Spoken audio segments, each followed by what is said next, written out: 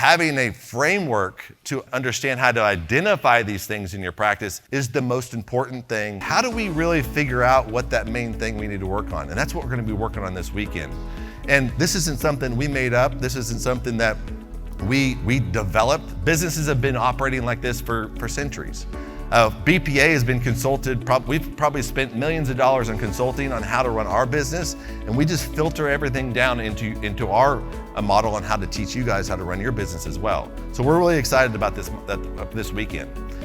So today we're going to be going through 5 constraints. Our coaches are going to go through each constraint, and we're going to identify, is this our constraint? What does it look like? What does the misdiagnosis look like in this constraint? And then we're gonna, at the end of today, we're gonna say, our constraint is this, okay? In day 2 in this room, we're gonna be going through the constraint playbooks. How do we solve these constraints? And just because the constraint isn't the one that you identified doesn't mean that we can't work on them and understand them, because they will pop up in your practice. One quarter it may be sales, another it may be marketing, one month it may be team, the other team may be operations.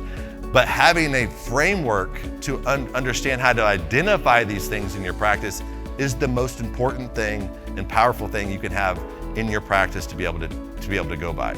And we're really excited about this. We're rolling this out into BPA. We rolled it out I think a week and a half ago, and we're going to continue rolling this out within the organization month after month, and we're going to structure our coaching around that as well.